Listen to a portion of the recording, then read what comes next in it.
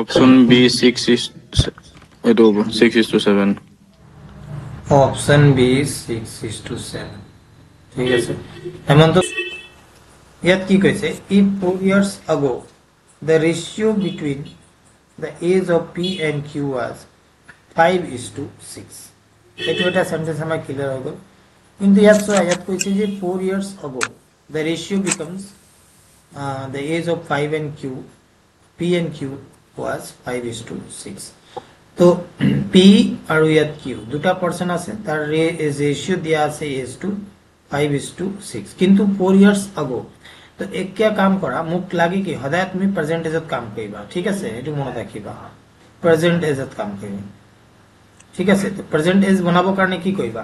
এটো এই যোনটো ৰেশিও আছে 4 বছৰ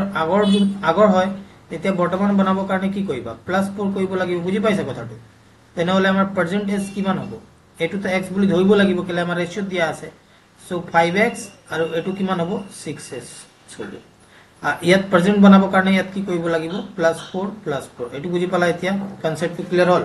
এটো পার্সেন্টেজ হৈ গ'ল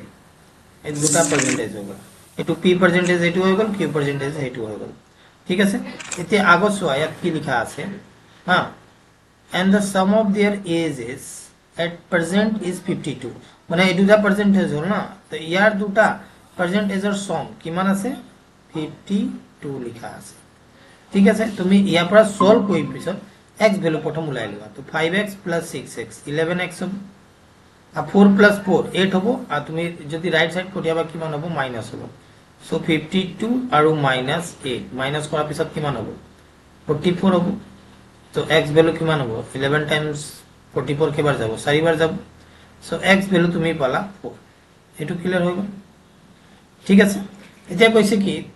what is the ratio of their present age এতিয়া বৰ্তমান ৰেশিও যোনটো হ'ব পাৰ্সেন্টেজৰ এটো কিমান হ'ব এটো কোশ্চেন ও দিছে তো ইয়াত চোৱা পার্সেন্টেজ মোক লাগে তো পার্সেন্টেজ তো এটো আছিল এই যে জাস্ট তুমি বনাইছিলা 5x + 4 6x + 4 তে কাম কৰা ইয়াত x যোনটো আছে না ইয়াৰ x ৰ ভ্যালু এই যে 4 আছে এই পুট কৰি দিয়া তো 5 4 যা কিমান হ'ব 20 আর +4 24 হ'ব p2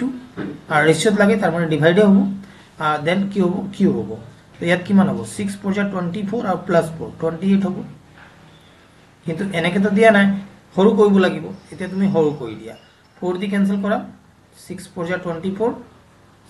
और 7 4 যা 28 তাৰ মানে 6:7 এটোই পালা সো প্ৰেজেন্ট এজৰ ৰেশিও হ'ব 6:7 অপশন নাম্বাৰ বি আমাৰ কারেক্ট ঠিক আছে ऑप्शन डी 12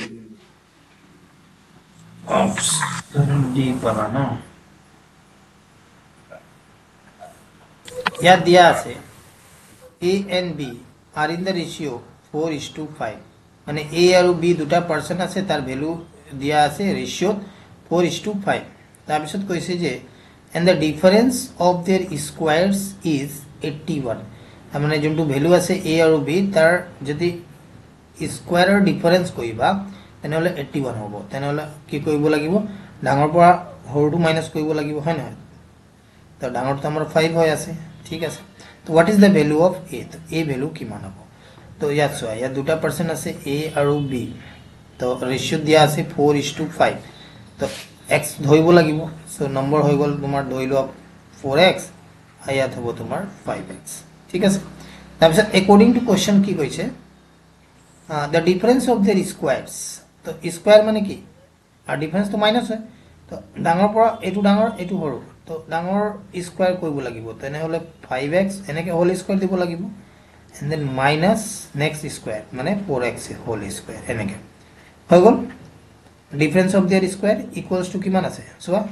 81 দিয়া আছে তো ইয়াত 81 লিখিবা তাৰপিছত ইয়াক সলভ কৰি দিয়া आंसर আহি গল আৰু 5x স্কয়াৰ কৰিবা কিমান হ'ব 25x স্কয়াৰ হ'ব আকৌ মাইনাস 4 স্কয়াৰ কৰিলে কিমান হ'ব 16x স্কয়াৰ হ'ব ইকুয়ালস টু 81 সো 25 - 16 কৰিলে কিমান পাবা 9x স্কয়ার পাবা ইকুয়ালস টু 81 সো 9 টাইমস তে গুছি যাব কিবা এটো 9 বার যাব না সো x স্কয়ার ভ্যালু কিমান পালা 9 পালা আর 9 কিমান স্কয়ার হয় 3 স্কয়ার হয় সো x ভ্যালু কিমান হৈ গল 3 পজিটিভ লম কেলে ভ্যালু তো লাগে তো পজিটিভ লবা নেগেটিভ নলবা সো x ভ্যালু তুমি 3 পালা তো ইয়াত কি কৈছে a ভ্যালু লাগে তো a কিমান আছে 4x আছে তো 4 into 3 কই দিও তো 4 3 যা 12 সো आंसर 12 হবো অপশন নাম্বার ডি আমার কারেক্ট আর যদি কয় b2 লাগে তাহলে তো কি কইবা 5 into 3 কইবা 15 ক্লিয়ার তো কোশ্চেন নাম্বার 18 টু ট্রাই করা তো 18 to 13 পালো 13 পালা না yes ayat কি লেখা আছে what must be added to each term of the ratio 2:5